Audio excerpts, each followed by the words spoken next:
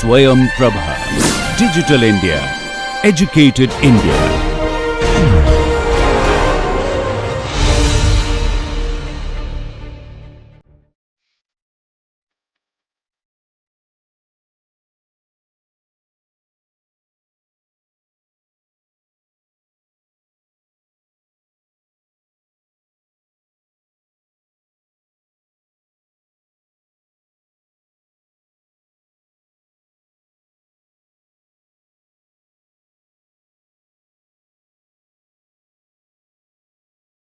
So, welcome students.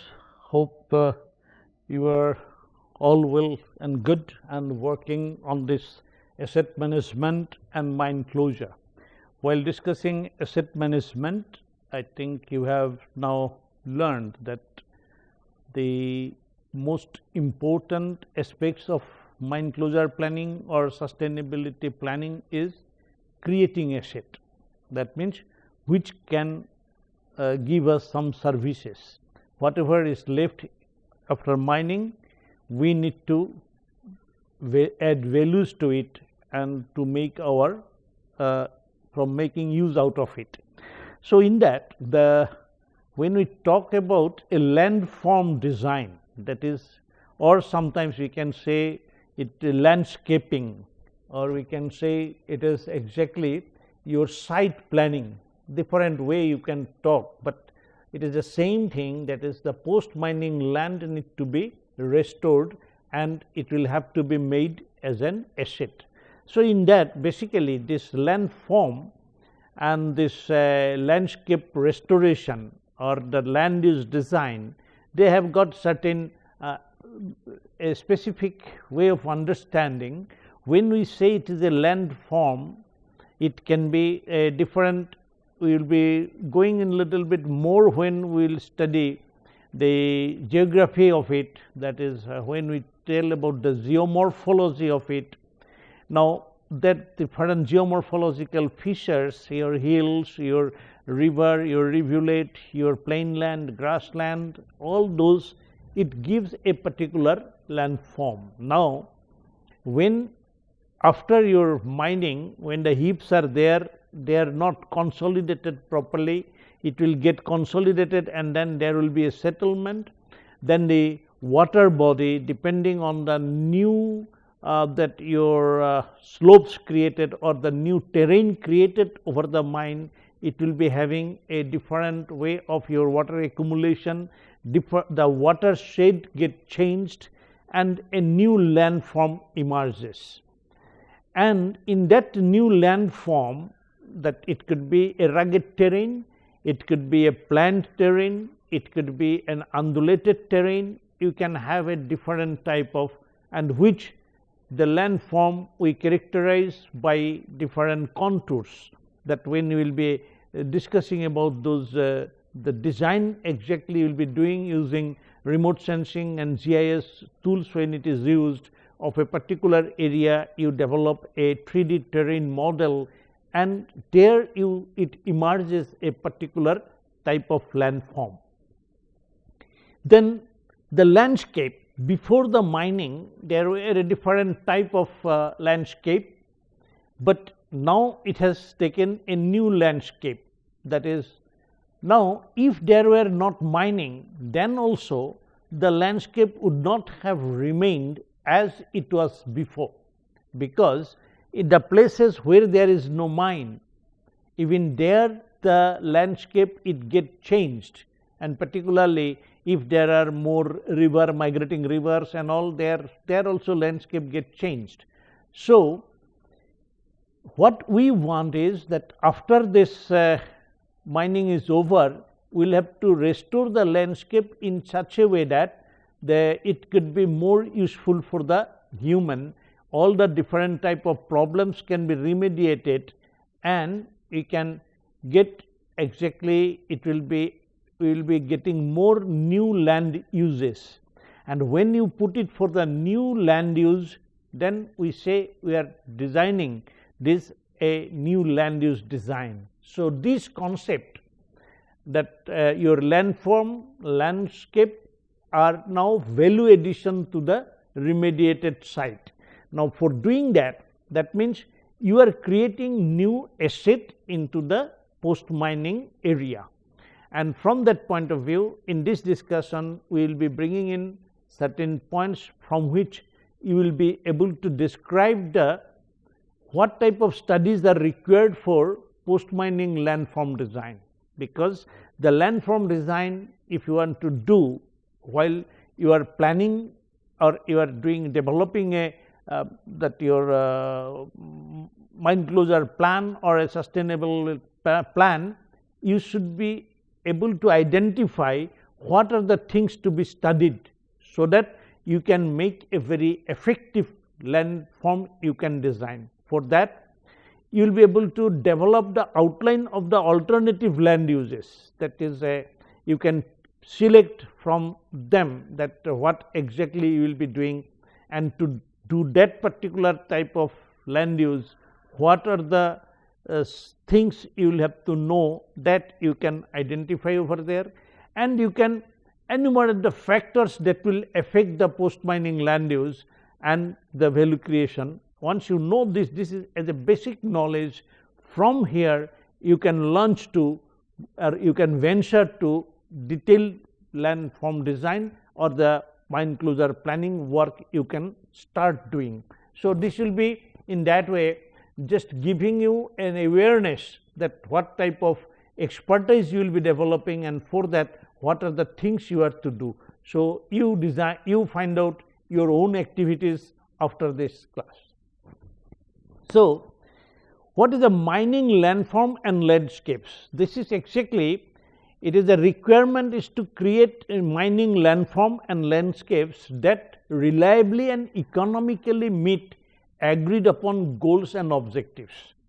Because this, when we say agreed upon, the society, the government, the your controlling authority, regulating authority, all will have to agree that yes, this can be done. So, that means your whatever you will be doing in the post mining land, it is under proper your approval system, and there you will have to follow an integrated and multidisciplinary approach to designing and reclaiming mining landscapes, or mining with the end in mind. That, as we have said earlier, we are integrating mine closure.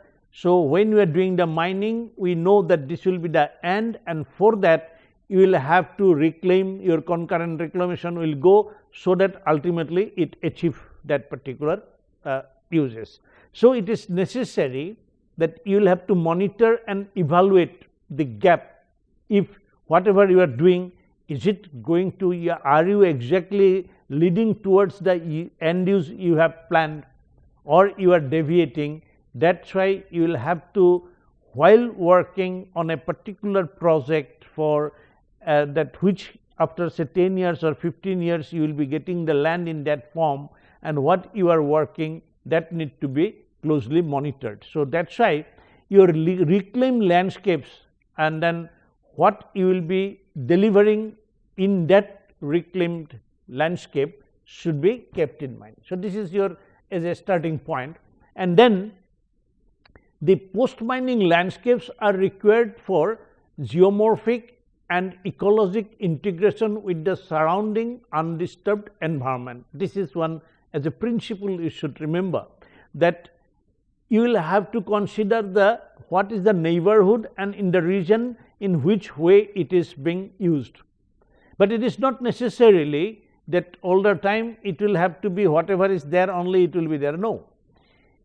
Suppose that in the neighborhood there may be villages, there may be agricultural land, but if you can develop your that place for a big educational institutions may come up over there, which will cater the particular raw materials which are available over there. On the basis of that, some business or industry can come up over there, and for that the required training personnel can be developed by an institution over there. So, that is why that thing will be a new one, which is not exactly the same as the neighborhood, but with its purpose and all it is integrated. So, that is why when we say that is your geomorphic and ecologic integration with the surrounding undisturbed environment. You are not only taking that your landscape and the geography part of it, you are also taking the societal and then post-use that anthropogenic uses of the site also. Then the environmental conditions such as rainfall, vegetation cover and the surface particle size characteristics, whatever will be there, that will be affecting that what you are going to create. That means the climate of that area, the type of trees and type of what type of that your animals and plant this insects and others are there, they will exactly will have to be considered when you are thinking of creating a landform, because if the surrounding things also support it, you will get a rapid good result. It is possible to develop a simulation model to determine their impact on the different landforms. This is an academic exercise, sometimes many people do. That is exactly, if you are having a particular site, you develop the characteristics and all that thing, and then you identify the factors that exactly they say. For example, you have got the soil. In that soil, what are the nutrients, what are the things are there, what fertilizer will have to be given. Then in the neighborhood, how it is given, you monitor their growth rates and all, you simulate it, and there in a controlled environment on your monitor you can see as a rapid time scale, you can simulate that if you plant it now, after 5 years, after 10 years, how it will look like. So that type of simulation model of a post mining site can be academically studied, and on that basis you can take a decision that for your particular soil type, if by application of a particular manure may not help, say by supplying only your inorganic fertilizers, your ammonium nitrate or urea or this year, they may not give that much, but if you are giving some organic manure, that is your panchagavya or some other, that is your vermicompost, how they will be affecting on that particular crop or particular tree or particular plant you have selected in that soil.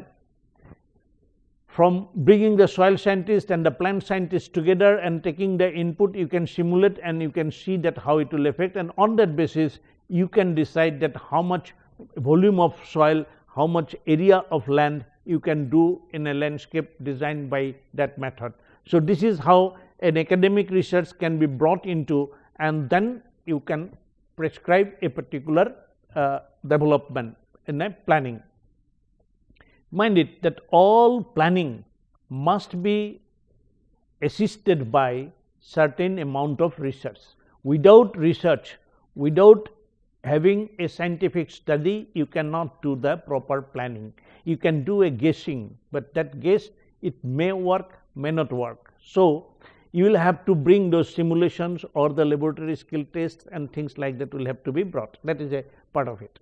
Now the sediment loads, denudation rates, your extent, depth and the distribution of gullies. That means when you are having the heap overburden dump or your waste rock dump, when the rain will fall on it, then it will be getting a gully formations, and then the particles will be migrating from there, and there will be certain disturbs over there, and this will be carrying the material to the nearby, and by that the landform may get disturbed and that landform may get a new shape after these things, because this loose material will be going. So that's why you will have to think that where you will be having a sedimentation pond, where you will be having a dam to give so that the material is retained and from your area nothing is getting emitted. Sometimes the word zero discharge they say. So these things will have to be done, and then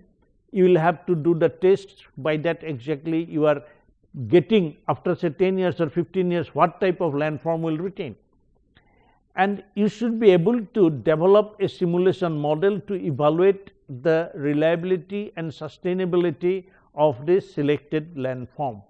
So whenever you think of that exactly after 15 years this site will be having this particular shape, there may be an undulations, but there will be a pond, there will be a hill, there will be a road, or there some plantations will become a thing, or you may create a horticultural garden over there. Whatever you decide, that one you go on studying, simulating, and then you go on observing that how the change is taking place, and if certain parameters need to be changed for its controlling, you will have to do it. So, if mining were not there, what would be the landscape? That is, you can imagine that, and also you can do these things by through simulation study, and then whatever the design landform it is coming, it will have to assess if the rehabilitated that new landform, it is geomorphologically it is stable or not. That is, your geomorphic stability will have to be assessed, and it should be exactly that slowly it will be merging into, say, after 5-10 years, nobody will be feeling that yes, it was a different type of anthropogenically disturbed land. That thing should not be there.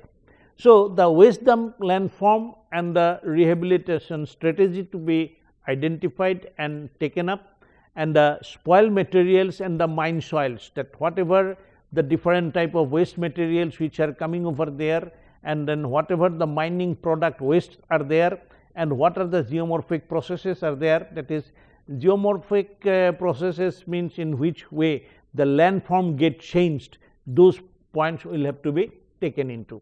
Now, if you see here, that is your sometimes that when this is a heap over here, the gully formations take place, then there will be a lot of this small debris and all will be coming, and they will be forming a screen. There could be gravels over here, and then sands and clay will be there, and all that things, silt and gritty things will be flowing, and that area nearby, it will be having a different type of disturbed area.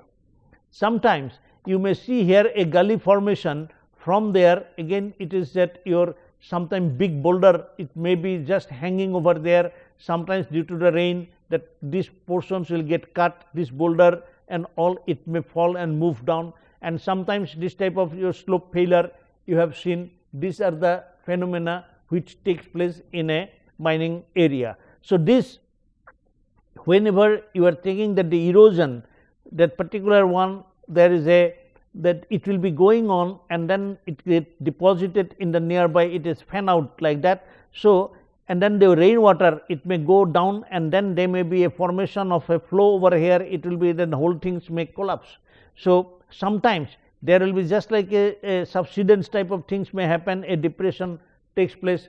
So, that there could be a lot of things on the mining, that disturbed mine scarred area we say over there. Now, this geomorphic fissures, if you see that there is a valley part is there, there is an impoundment, it takes place, the gully formation on the slopes, the debris they can flow in, come out there. This is your the foot slope, and there is a, you are having the crest, and then they can form a that is your colluvium, and debris can get deposited over there, but there will be the flat top of the ridge. So, this is a surface mines benches are seen over here. Now, all these things, what may happen, that when it will be going to a nearby this particular portions, it can be having your all the debris and get accumulated, the clay may get. So, this will be a, so this is a schematic diagram to show you that whenever you go to a mining area, you will have to see the landscape and identify the features, and then put it into a diagrammatic things to see that what is happening. Now, if it happens there, you will be knowing that what are the things that is forcing it there. That means the rainwater is making this gully formations over here. So, now maybe before this, that in the surrounding area, from there, because of the slope, the water is coming over there, and then they are forcing this to take place, because somewhere that your flow will have to be generated. Now, if you have a garland drain from that, the water which are coming over here, you can divert, then the forces to create this gully will be less, only that whatever the rainfall it is coming. Now, in that also if you make the slope towards this other end, so that when the rainwater will be coming, the water will be having a tendency to go over there. So instead of the flow will not be coming over these things. Then if we maintain on the toe of this slope a drain like thing, so that the water which is coming, you bring it over here, and here you can give a concrete or other type of drainage, so that instead of the rainwater going and creating a gully or making this debris to flow over here, if the water get a pathway for going like that, and then it can do. So depending on the site, you will have to see by that you can maintain a structure over there. The land or the mining out land will be taking a particular format, and on that, this how will you be keeping it over there? That after that what you will do? If there is the mining is over, now this type of slopes, will you do it for a plantations, or you are doing it for a grassland, or you are doing it for a horticultural farm for fruit productions, or some your herbs production, medicine productions? What type of uses you will be thinking? Depending on that, your this landform will have to be given. So does your the main available landscape, that is the resources in the mine closure areas, that landscape for it can be restored, or it could be a limited restoration, or it can be left for your protection. You do not do that. You are keeping some of the land as a waste piles. You keep them, let them be there as a dump, air surface cracks and subsided land. All these things may be there as it is, and this will be lead to your restoration from there. Then the next part, which is not mentioned here, is the things that you will have to do your creative imagination and then engineering activity. Similarly, if you have got a catchment area, that means from there the water is going to a river system or a drainage system, and then it is going to feed a main river. Then that catchment area needs to be properly planned and arranged, so that the water flow and water distribution system and the future water crisis do not take place. That is why the catchment, if that you are doing a hilltop mining and then that area is a catchment of a river, you will have to be very careful. And then settlement land or the settlement ponds you will create, so that the shields and other things can be retained over there. Then if there is an industrial and mining facilities to be maintained, or the roads and others to be maintained, there will be a limited restoration. You will be providing these things over that new land you are designing this part of the things. And then sometime if near there is an old mine site, or there could be a modern mine stop area could be there, and the modern mining equipment may be deployed. Because of that, that landscape need to be protected in a different way. That is exactly whatever activities has been done on the mine, from that you can classify the area in which way you can do it. This is just an example from the work of Jianjun Zhang, but this type of work will have to be done when you go for observing a mine site. You classify that, yes, this can be used this way, this can be by a limited orientations, it can be leading to a different type of value additions, as much as different category. And then you can think of that when you are doing a large scale restoration work, as that some of the thing we do not do restore only, we will just keep it over there. Then by nature it will be coming into a different type of values can be coming out of it. All these are possible, and that will have to be a site specific study. You should be mentally prepared. So the land use and landscape issues caused by mineral extractions, what happens exactly, that your regional environment from the mining may be affected by landslides, your debris flow, your rock mass deformation, instability of the dam slope, subsidence cracks.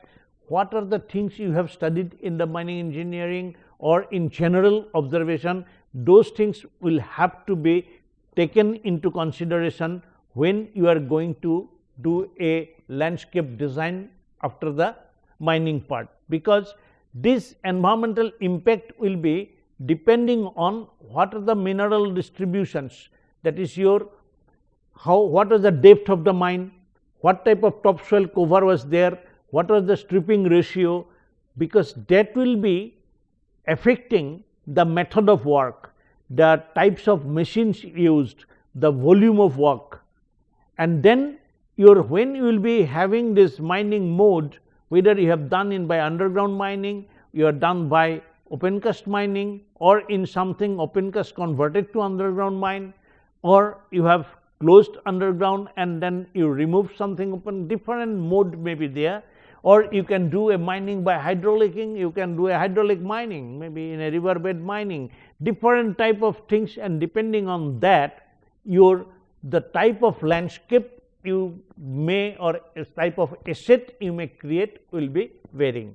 So when we talk about this your post mining landform design, you must ensure environment protection and ensuring that surface water quality is maintained by designing erosion and sedimentation control. When you are designing a landform in the mining area, you will have to first take consideration that your water in the neighborhood is not getting contaminated, your material is not going to disturb the natural drainage system, and you are not creating a choke over there, so that if you are getting a choke, sometimes it will be getting flooded and then whole that your seals will get spread over. Then protect the surface water from non-point sources, that is also an important thing. Ensure that vegetative cover is established and that it functions to promote soil conservation,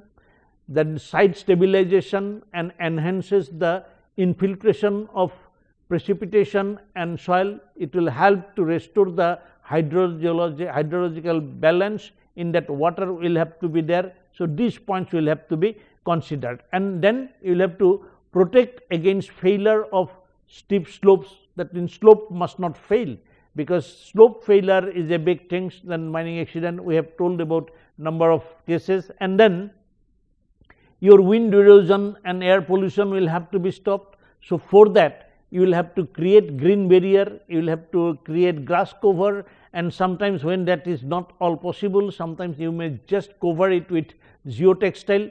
All these things are possible. So when you are going to restore that or creating a new asset in your post mining, you will have to do a proper site planning, and there a state level comprehensive land use plan will have to be prepared, and that will be identification of the overall community goals and objectives. This will lead to a development of a planning criteria in which way you are going to plan, and then development of a community master plan. In that area, master plan will show in the next 10 years or 15 years how the whole thing will be getting changed, and there you will be creating some zone. So maybe this is the protective zone, it is your no entry zone, it is your exactly the agricultural zone, this will be your recreational zone. Like that you can zonify the whole system, and site evaluation and cultural factors and natural factors will have to be, whenever you are using a community goal, you will have to do the site evaluation considering their factors. Similarly, when your development of your community master plan, you will have to review the alternative and approval of the final land use plans, that how the government has approved or that how the society has accepted, that will have to be taken. And then depending on the alternative land use scheme, you can zoning it. That is, if you are having a water area, you are creating a watershed, or you are creating a aquaculture area where you will be doing a pisciculture, you can also produce hydroponic vegetables. This is possible, that if you are having a mine where pits are there, a lot of water body is there, you can think of growing tomato on that water, or you can have different type of our Indian the vegetables are there. Some green vegetables can be just like kalma and all can be grown on that water, and you should test the quality of it so that no contamination is there, and then you certify it, it can be used for consumptions. Then detailed land use plan will be coming, and then once that plan is there, you will have to do the construction planning. that construction planning, whether how the civil engineering contractor will be brought in, how the funding will be done, that will be done. So, the post mining land use planning for asset creations, it will have to defining scope, goal and objectives. Then scope includes specifying the type of output required from the planning process, then designing the information system, that is more important, because all the informations will be leading to your decision making. Then conceptual studies for that information acquisition, selection of methodology for evaluating the land use plan. Then you will have to develop the possible alternative land use plans. You will be development of the possible alternative land use plan, and that will be exactly giving you selection of evaluation criteria, selection of the best feasible alternative, review of the plan upgradations when you will be doing. Then different informations are necessary for your different land use planning, that you need to make a table that what are the information types will be required for what type of purposes and what will be the sources of that information. The data needs and data available, because if you do not have the data, some by experiment you will have to create this data, and once you know this information and for a particular purpose if it is coming, then you can go for scientific planning. So, for example, some information your pre-mining and current topography and geomorphology, hydrology, drainage, these are the basic information for purposes assessment of the degradation, how much has taken place. You can know only if you know the what was there at the beginning, now what is there now, that change you find out, and that will say whether it is a degradation or it is a betterment. Then target fixing, from there you can, your objective is to what you want to achieve, that target will have to be fixed. So, for that also this information required, that you know the present geomorphology, from there you can fix that what you will do. Say for example, at present there are, say in the surrounding there are 5 that stream order is of 5 or 3, and then that stream is because of your mining activity, say you have intercepted say 5 kilometer of streams and rivers have been going over there. So, then how exactly you will be creating a new drainage pattern so that the catchment area do not get affected. So, determining the compatibility of the new land use with the neighborhood, for that this information required. And for that, where from you will get this information of geomorphology, where from you will get the pre-mining things, for that you will have to see the Geological Survey of India maps and the toposheets, then satellite imagery, then planning departments of state, department rural development, mine plans and survey report. This will give you that information. So, as a planner you will have to study this. You will have to know first what is required, then study. From there you will have to make your comprehensive summary. In that comprehensive summary you will be thinking, okay, based on this information I can go to do that. And that demographic information is necessary. Demographic means what type of people, how many that villages, that is their assessment and prediction of the economic demands. If you know that how the population is there and what type of people are living around, you will be finding that their demands will be different. If it is a very highly scholastic people are there, they will be requiring for more skilled job. But if there are only some working class that have not got a good opportunity to education and all, then their demand will be somehow or other to get them educated. So, there would be a demand of even a high school if it is not there, but when that village is a highly qualified and equal, they will be thinking of a university's a outreach center. Say for example, if a mining village nearby, they have got all quite well educated and then trained people and they are capable of doing things, why not in a mining site there, one of the IIT can have their outreach center near a mining town, because there are highly skilled workforces, there are workshops, then whatever the design concepts are there in IIT can be manufactured over there and can be implemented. A particular sections of that engineering discipline can have an outreach center over there in the mine, and for that what exactly your source will be, you will be doing a social survey, you will find those information.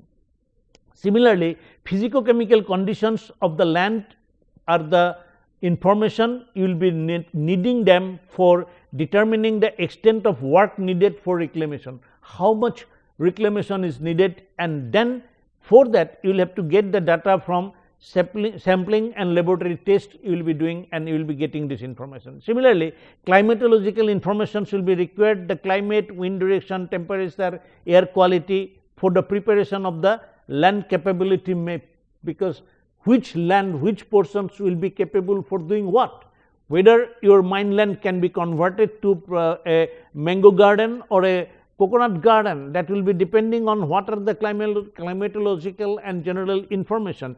So, for that you will have to get it from the meteorological department and agriculture department, we bring this information. So, I hope you have understood that what is your work will be. If you are want to be a mine closure planner, then you will have to know what type of information is required for what purposes, and then where are those sources. You will have to make your portfolio, and accordingly you will have to, whenever a job comes on your hand or whenever you want to make a study, this type of analysis will help you. Similarly, there are a lot of things like your water regime quality will have to be known for the land capability assessment, and that will be done by survey. Then sometimes mining schedules and closure targets, that will also will give your to make your time schedule of reclamation, and then for the mine planning department will be providing those data to you.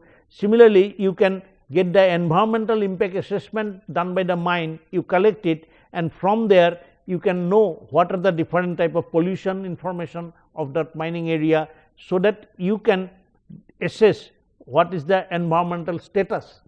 You are getting the data from other, you are making some survey, and your purpose is to get the status, and once that is done, from the existing land use information you will be assessing the community aspiration.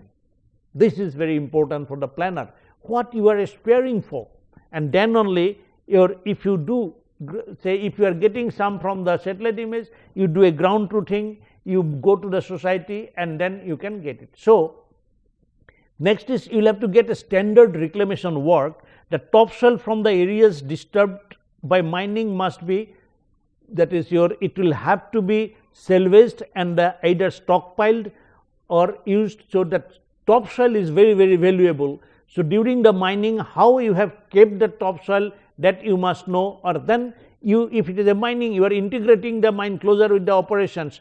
So, while you are operating, you know that in our closure time we will be requiring this topsoil. So, where the topsoil should be kept, that so that it can be easily reclaimed and put it over that overburden dump. So, you will have to do that mining planning along with it. The disturbed area must be revegetated. So, what type of plantations you will be doing it now, that also the native species of vegetation. Many a time we see that lot of exotic important species are brought and quickly they make it green, but sometimes it will be affecting the long term utilization of it. So, we will have to do, then all the toxic and hazardous waste will have to be properly handled, then your surface structures must be removed. When you are doing a mine site restoration job, whatever for the mining purposes were required and which have already outlived, so you need to demolish and remove it. And then if you are underground mine, there are a lot of tunnels, then galleries, then shafts, all these things were there. Now, they will have to be sealed properly, otherwise sometimes accidental falling into the shaft may create accident. So, measure must be taken to prevent subsidence. That means, your underground, wherever the galleries were open, you have taken the mineral, put sand or other, that is called sand stowing will have to be done, you fill it back again by some material, so that the subsidence do not take place. So, that is a subsidence, or sometimes your pothole formation should be there. Then there are many factors which may exactly will affect or influence your land use planning, and that there could be certain natural factors like your soil properties. You will have to know that their pH, their toxic element, their cation exchange capacity, their nutrient availability of the soil and soil materials replaced by the root zone, then your topographic location, amount of reclamation carried out during the mining life, those things at the time of your closure you will have to have. Then the physical characteristics of the landform, is given by slope, aspect, degree of topographic relief, elevation, that is your foundation strength, soil cover, water resources, climate. These are physical characteristics of the landform will have to be taken so that you can do a landscape design. Then geological characteristics, that is your mineralogical value, that that exactly if there is any even if in a low concentration some minerals are there in the overburden, that your what are the host rock type, and then the potential for contamination release, whether there is any radioactive minerals or any heavy metals content over there which may go through the leachates and they can spread, that geological characterization will tell.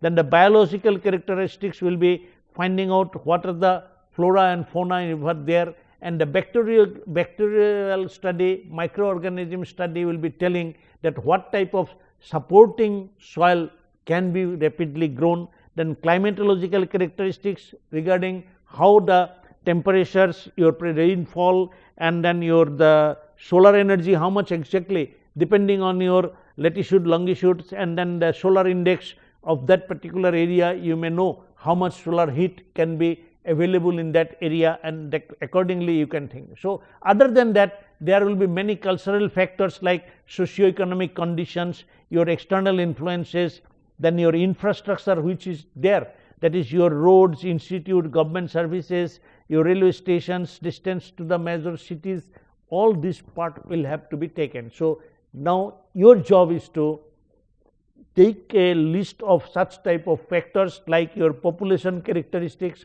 How will you determine what is the demographic indices, like your what is the demographic density, what is the male to female ratio, what is the educational qualification of the people, what is the size of the family, then what are the age group of things, how many people are below age of 30, how many are above 80. Those type of demographic information will also affect your mine closure planning and sustainability planning.